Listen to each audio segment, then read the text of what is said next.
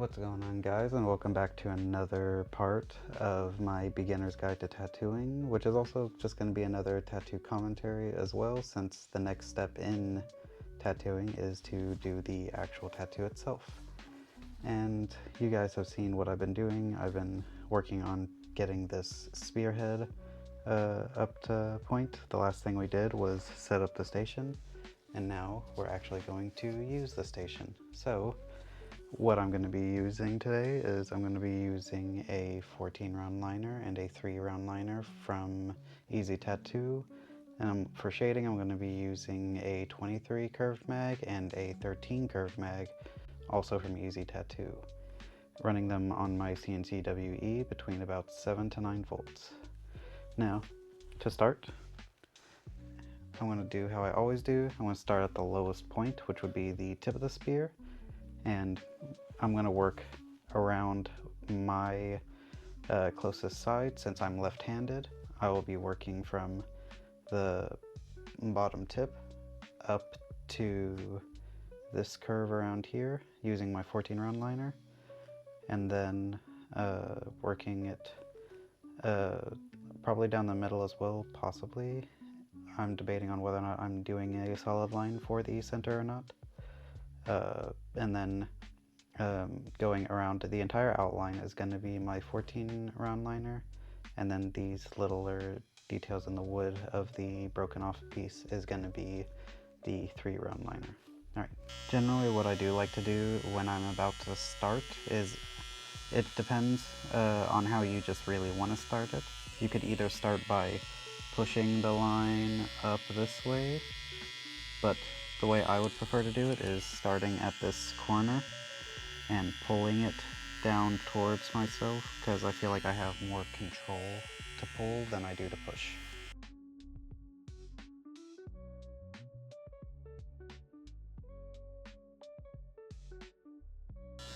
When you need to wipe, the best way to do it is to dab it off, but if you feel like you actually need to wipe it, what you want to do is just try and grab the where you were just tattooing, the line you were just doing, especially if it's just starting out, and pulling it away from the rest of your stencil.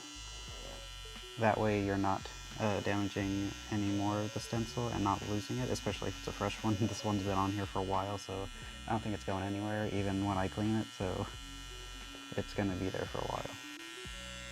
And now that I've done that, I'll most likely, so what I'll end up doing now is I'll finish up this going around this way, and then once I get that done, I will then go in, I believe, with the 3 round liner and go around this inner line.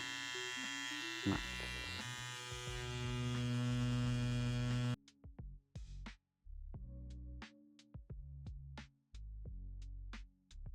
Now that the head of the spear is done, I'm going to be moving up into the actual part that connects to, I don't know what it's called, but the part that connects to the wood itself.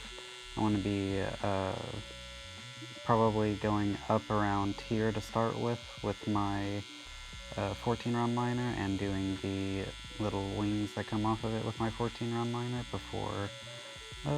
Actually, I don't think I need anything in here, so I might just go ahead and do the rest of the 14 round liner, which would be the all of this detail around here, plus the outlining of the wood itself, before moving in with the 3 round liner for these little details in the wood.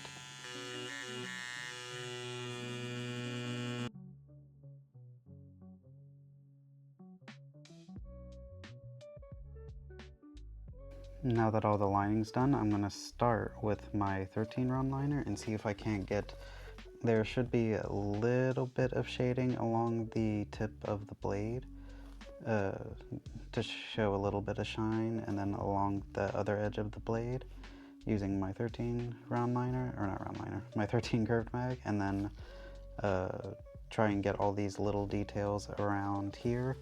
What I might also do is might use it for all the spots I think I will need it for, because there are some spots I think I can use my 23 curved mag for, like the center of the spearhead itself, and then maybe up in the connecting part. But for these smaller little wings, and then for the wood part itself, I think it would be best to use the 13 round liner. Or, Jesus, I kept said it again.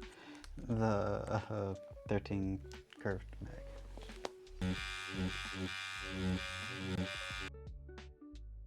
Going up along the edge of this blade, which I'm going to put a little bit on this side too.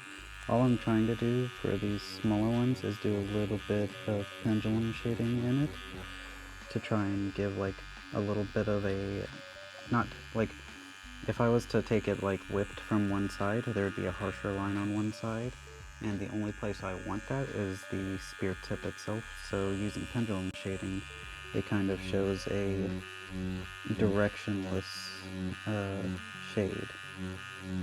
So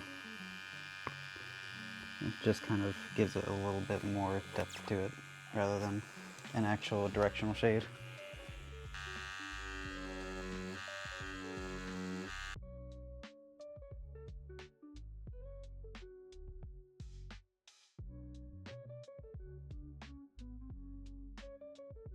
Now that I think I'm done with my 13 curved mag, I'm gonna go into the center of the spear tip itself and then the connector with the 23 curved mag.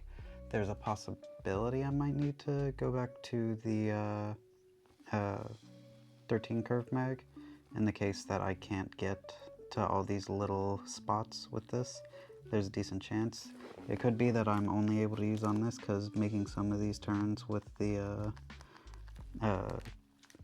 23 will be a little bit hard, but yeah.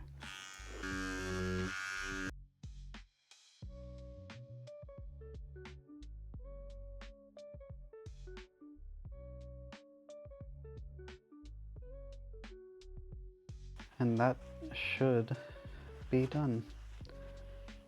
I think it turned out well, especially for not practicing for a while.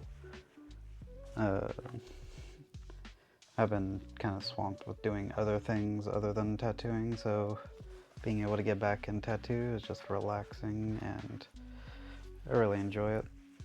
But I think it turned out pretty well. The best way I would say to try and keep it clean is using a lot of your, or not a lot, but your material that you use for gliding across, like say Vaseline or A&D or Inkies, anything like that. Just put more of that on there and then just keep wiping. I would not suggest doing that on real skin, but like on this that's not going to have any feeling or anything, just for practice, you can do that. Dabbing is always best on real skin. But that should be good. And I would like to thank you all for going through this little beginner's journey with me, and I hope you guys might have learned something. If not, then I guess I failed, but oh well. If you liked what you saw, I ask that you like and subscribe. If you have any suggestions, I would say leave them in the comments below. Any feedback, leave in the comments below, and I'll see you guys in the next one. Bye.